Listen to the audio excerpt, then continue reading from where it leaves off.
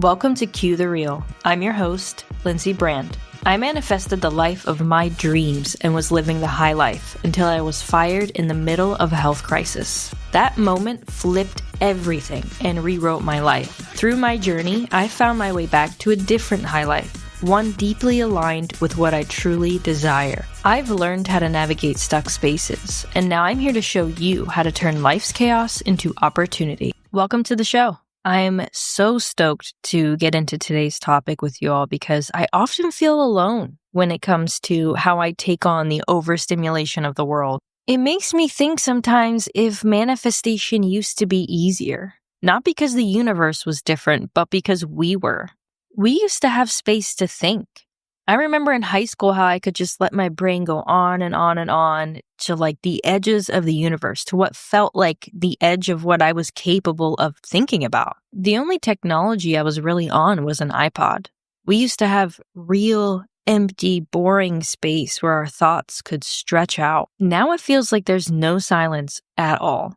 There's just constant noise. I would say over half of people probably wake up, scroll, absorb, and react before their minds even have time to wake up.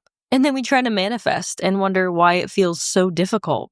Our attention's being rented out constantly, and manifestation at its core is focused energy. If that focus is split between 100 different things, other people's opinions, notifications, endless noise, your thoughts are too scattered to make the difference you want to make in your life. So today, I want to talk about how to find that focus again, how to clarify your intentions by learning to hold your mind still inside of all the chaos. Because distraction isn't going anywhere, and neither is your power. Let's cue the real.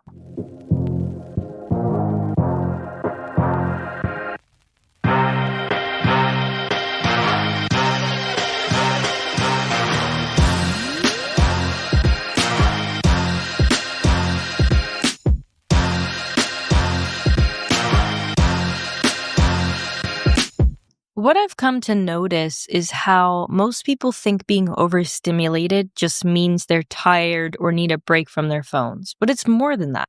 It's like our brains are crowded apartments now. All these thoughts and notifications are stacked on top of each other, and your body is living in the hallway trying to peek through the door. You don't even realize it's happening. You just feel like something's always tugging at you. So you sit down to connect with what you want, to actually feel what would make your life feel great. And your mind is already 3 places ahead. It's rehearsing a conversation you had, scrolling through someone else's highlight reel, planning your grocery list. You name it. It's doing that instead of what you want to do. You try to feel inspired, but it feels like reaching for something you just can't get to. The sad thing is, people just accept that feeling as normal now. The feeling of constant stress, that itch to check your phone again and again and again and again. It's just noise that makes you feel like your own thoughts are harder to trust. You know what you want or what feels right, but the constant input drowns it out, leaving you second guessing yourself. Manifestation does not need silence to come about. It just needs you to come back to yourself, to feel your body, notice your own thoughts without letting them drag you along. And remember what actually matters to you. When you come back to yourself, it's like the pieces that were rattling around in your mind start to fall into place. Your thoughts stop bumping into each other and your energy stops leaking out into everything else. So the things you care about most start to feel inevitable, like they were waiting for you to notice them. You just have to stop letting the world pull you apart in every direction. I notice my brain is in the worst overdrive after I spend about 10 minutes plus on my phone, and it can't take in any more info. I have to look away and ground myself.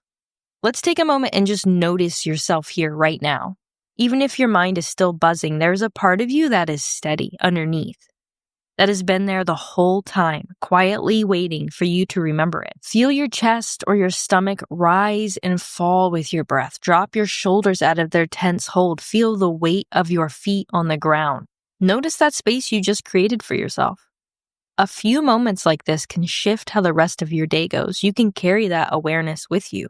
I like to think of it as a really quiet background music that you're carrying in your body at all times. There's a gentle power in simply paying attention to your own experience and your own existence and noticing what's alive inside of you. It doesn't have to look a certain way or happen all at once. Being here with yourself, even briefly, is enough to guide the next step. Every choice, every breath, every small act of presence will add up. And your life can feel more relaxed, your energy can feel steadier, and the things you care about will have room to grow. Think of your thoughts like a garden. If it's full of weeds or distractions, your true thoughts and intentions get choked out and are not as vibrant because the weeds or distractions are taking most of the resources, aka your attention. So every now and then, it's important to take the weeds out of the garden and tend to those beautiful intentions that you are taking care of and helping grow. Here's a practice that I've come up with that's super simple. It works in a way that's surprisingly grounding.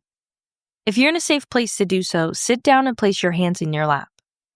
Interlock your fingers so you can't fidget or hold anything else. Then just hold them there for 20 seconds. No scrolling, no tapping, no moving, just your own hands in your lap. That's it. It sounds small, maybe even silly to some of you, but in those 20 seconds, your brain doesn't have anything else to grab onto. You can feel the weight of your hands, the rhythm of your breath, the pause in all the chaos. It's a tiny anchor that pulls you out of the noise of the world around you and back to yourself. The first time you do it, it might feel awkward, but the more you practice, the faster your mind remembers. Even in the middle of distraction, you can stop, come back, and feel yourself again. And it's something subtle, so if you're in public, you don't look like some kind of lunatic, you just look normal. So that's it. That's how you start pulling yourself out of the noise. It doesn't have to be a big ritual or a morning routine that takes an hour. It can just be this. Hands in your lap, 20 seconds of stillness, a moment where you come back to you. Because honestly, you don't need more time in the day. You just need more moments like this.